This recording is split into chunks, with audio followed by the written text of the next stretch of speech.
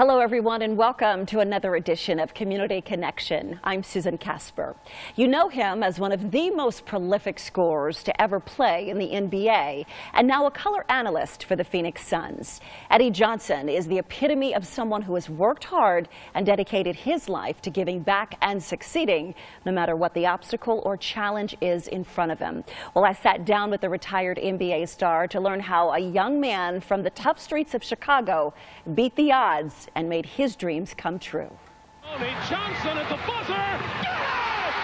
I grew up in Cabrini Green, which was known at that time as the worst housing project. But yet, me living in it, I didn't see that. When I walked out my door, I saw my friends. We had a great time. But as I started to mature, I started to realize that it wasn't the easiest place to live. And at that time, you learn to walk down the street with your head on a swivel. That's right. And you're always conscious. And I think that helped me as an athlete because it always made me alert and aware. And that's what I had to be. I had to be a chameleon. I had like 8 different directions to school. I couldn't always go at the same direction. And you know, I was robbed at gunpoint a number of times. I was accosted by gang members. And so I'm so blessed because a lot of my friends didn't make it out. Some of my friends lost their life. But I think it was my smarts and just my ability to let them see that I was trying to make something of myself to not bother me. And I think that was key. Describe your mother's role in your path, both academically and athletically. Well, my mother's role was unbelievable, Susan. I mean, you know, first, for her to be able to raise 7 kids and then give you the concentration was amazing. And as a single mother, right? Yeah, as a single mom. And I was one of those kids that loved to talk. I guess that's why I'm in TV and I talk for a living now. But I yapped. And it would be anywhere, even in the classroom. And she always told me, I want you to focus. I want you to be good at school. I want you to give yourself a chance. And one day she turned me around when she snuck in my class. And I was in the midst of one of my Richard Pryor renditions, and I'm the only one that didn't know she was in there. And the next thing I know, I just saw stars because her hand slapped the living daylights out of me. Are you serious? Oh, right in the class, and it didn't finish there. It did not finish there. She walked me up to the front of the class, took her belt out, and proceeded to whip me in front of the class. What was the lesson in that? The lesson was, shut up. Close your mouth and open your ears. She was a tough mom. Well, she had to be, and I think she saw a lot in me. And I was next to the youngest, and she just didn't want me to fall into the pitfalls that some of my brothers did. And that was her focus with me. And you, because of her tough love, I'm going to say, you earned a full athletic scholarship to the University of Illinois, becoming the first in the Johnson family to graduate from college. Yeah, that was a tremendous thing for me to be able to get my BA in history. It was a goal for me because I had a brother that was in front of me, and he probably should have played in the NBA.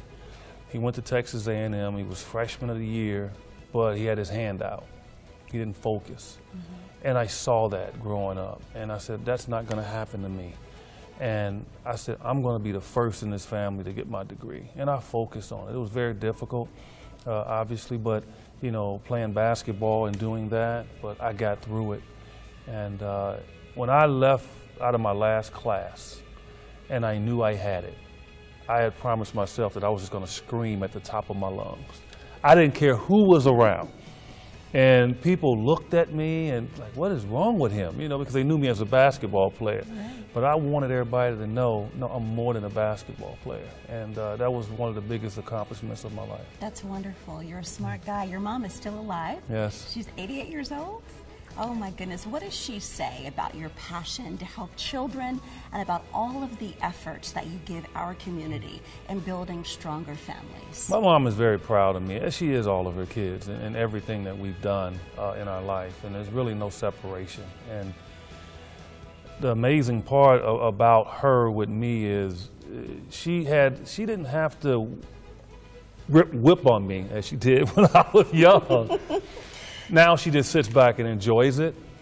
But she's still very stern. She'll still let me know when I'm out of hand. And at 88 years old, she still argues with me about everything, and it's kind of comical. But I believe she needs it at that age.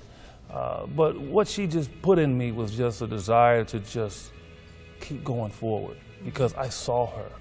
I saw her get up at 2:30 in the morning to go to work in the post office. I saw her come home flustered because maybe she didn't have enough to feed everybody. Or maybe I wanted to do something and she couldn't give it to me. I saw that frustration. I saw the frustration she had, you know, in relationships. And so I was able to just sit there and just notice it and learn from it. And to this day, I mean, that was the best lesson I got from her, is for her to allow me to see all of her emotions and the things that she failed at and accomplished as I was growing up. And she also instilled in you the need to give back. And how did you become affiliated with the nonprofit Helping Hands for Single Moms? You know, I just believe God is great, because I didn't know anything about Helping Hands. I was asked to come speak at an event, and I went and I spoke and I started to listen to the things that were going on and their values and their focus and what they wanted to accomplish. I was like, man, that's me, you know, and it just hit home. My mom is my hero. No one else is my hero but my mom, because if it wasn't for her, I could not have made it as a basketball player. If it wasn't for her making me come in at 8 o'clock at night, you know, and not allowing me to stay on the street, we don't know what would have happened. So she put that focus in me, and to raise 7 kids like she did. I mean, I had two, and they drove me crazy. They drove my wife and I nuts. And there was 2 of you. There was 2 of us. Your beautiful wife, Joy. Drove us nuts. Yeah. And she did, and your mom did it by herself. She did it by herself. With the temptation of everything going on in your neighborhood, too. Yes, on top it of was all crazy. Of that. And to see that and now see this organization, and I was like, man, this is what I want. This is what I want to be tied to. Because women, to me, are the strongest creatures on the face of this earth. Thank you for saying that. No, you all are. The stuff you put up with, what you have to go through, the battles you've had to face in history. And I saw my mom, how she had to fight just to get a salary and then take care of us. For me, I'd do anything for women in that point. And I think women are the heroes in their family. And if you're a single mom, it's good that you get a chance to be the hero and the role model. And that's what our organization does. It allows women to be able to go to school, get their degree, and their kids can look up to them. Instead of looking at an athlete and thinking that's their role model or someone else. No, it's the mom in the household, and that's important. Yeah, mom is superwoman, right? Yes. She's got superhero powers. That's and it. The Singleton moms especially. Yes. You spent 17 seasons in the NBA. Can you tell us the teams? And for you, what is the most memorable moment? Well, the team started in Kansas City. I got drafted in 1981. And believe it or not, Cotton Fitzsimmons was the coach. And obviously Cotton became a household figure here in Phoenix. And the organization moved to Sacramento, played there a couple of years. Then I got traded to Phoenix with Cotton. Then Cotton made the biggest mistake of his life and traded me to Seattle. And I left Seattle a few years later and I got traded to Charlotte. And then something just came over me the next year. I decided to go to Europe and play a year. And I went to Greece and played a year, had a great time. Wish I could have stayed. Kids didn't acclimate themselves well, so I came back, played with Indiana, ended my career in Houston. And lo and behold, it's funny because I played till I was 40, and I had so much success as a young player. I truly did. I thought I had a tremendous career. But it's funny when you think that you had your best times when you were younger, or like when you were 26 or 27. My best time was actually at the end of my career, because that was the time I was trying to prove that I could still play. And people were doubting me. And at 38 years old, I hit the biggest shot of my life.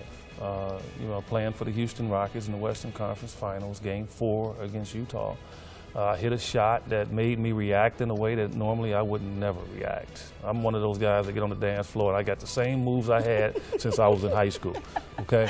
But when I hit that shot, I came up with some high-stepping moves that I didn't even know I had in me. And unfortunately for me, it's got hundreds of thousands of views on YouTube, and people still remember it. Kids come up to me all the time, and they remember my reaction more than the shot. Right. That's what sold it for me. And so I guess I'm happy that I did react like I did. Right. And, you know, in the social media world we live in now, you would have gone viral, my friend. Exactly.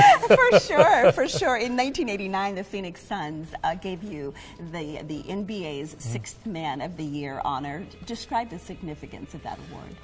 That award was one of the most special awards I could ever have gotten because I was a starter when I first came in the league, and that's all I thought, you know, and I was considered a young up-and-coming star, and all of a sudden in Sacramento they decided they wanted to put me on the bench. Now, it had some malice behind it because they didn't want to pay me, so they had to make me subservient and put me on the bench. I dealt with that, and I said, you know what, I'm not going to allow it to affect me. I'm just going to become the best sixth man, and that's what I did. When I came to Phoenix and I was put in that role, and I had one of the best years of my life.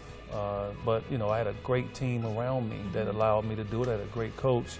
But it was a tremendous honor, and it's something that has stuck with me forever. Yeah, and after retiring from the NBA, you made such a smooth transition into broadcasting. How can we hear you now?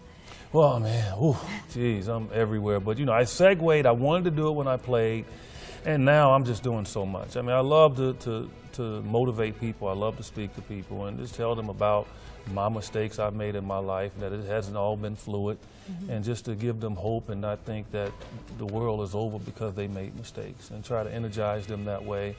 But, you know, I've been working for the Suns as the broadcaster for the last, it's about 18th year, I think, coming up. I never thought that I'd be doing it this long.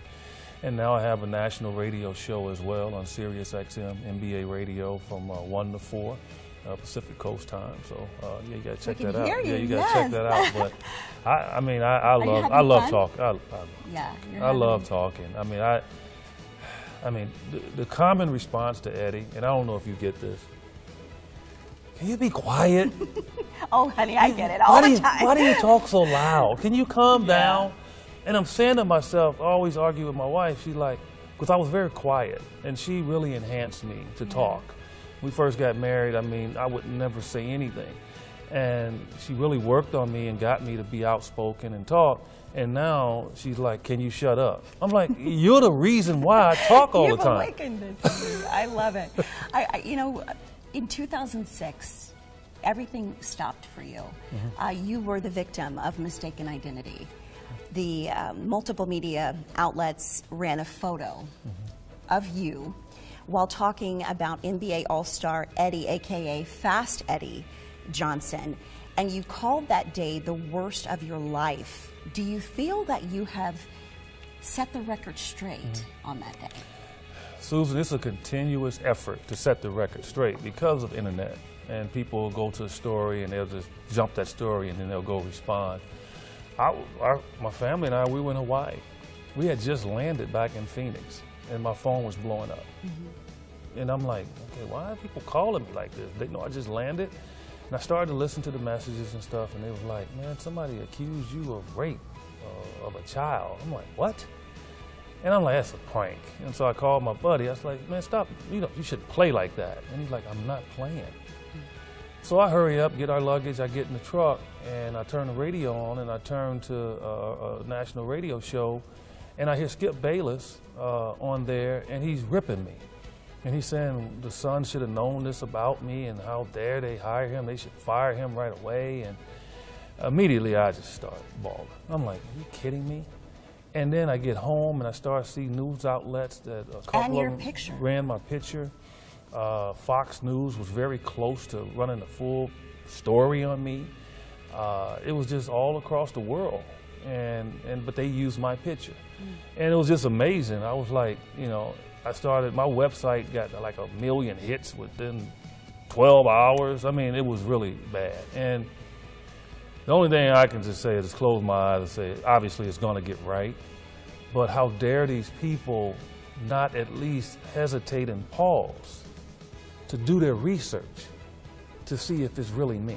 And that was the problem that I had. They didn't pause to really, or they didn't listen to people within their workplace that probably knew it wasn't me because they were familiar with the NBA and they knew it was another Eddie Johnson, to stop. Now, some did, but some of the big ones didn't. My hometown newspaper, who I had just done a story with 2 weeks prior, they're the ones that got the ball rolling.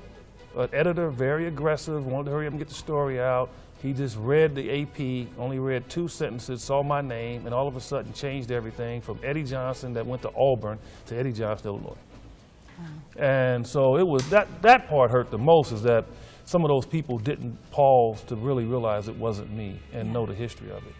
And so, no, it's always going to stay with me because it was dealing with a child. Right. You know? And Eddie Johnson Yes. in the NBA. There Exactly. were a lot of similarities, but Yes. again, your ages were different, and I'm glad you had a chance to set Yes. the record straight here on Yes. Community Connection. So my final question to you is, what do you want your legacy, Edward A. Johnson, to be?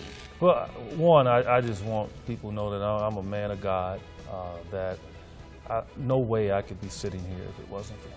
And he's given me 2 wonderful kids. He's given me a wonderful wife. And he guided me, because I'm telling you, there's corners that I could have turned down, that it could have been the wrong turn. And for me now, it's just to give back. It's just to be nice to people, get to know people, and find an organization like I have in Helping Hands for Single Moms, and just make it national, and just continue to give back in whatever way I can. And I just try to do that regardless how busy I am. Whoever I run into, if they have a word for me, they want to talk, I try to pause and give it to them. Because at 58, you know, as I always tell my friends, I say, you know, it's not too many 6'8" guys walking around here at 75 years old, okay? So my aggressiveness now is just to be productive, be happy, and just make people happy that come around me. Yeah, well, thank you for all that you do for our community. Thank you. In addition to his radio and television work, Eddie Johnson works with many nonprofits, including Special Olympics, the Arizona Association for Foster and Adoptive Parents, and his current focus is Helping Hands for Single Moms. His annual fundraising event, Eddie Johnson and Friends, has raised nearly $200,000 for this organization. To learn more about Eddie's charitable work and the Helping Hands for Single Moms Foundation, please visit abc15.com/communityconnection. I'm Susan Casper. Thank you for watching.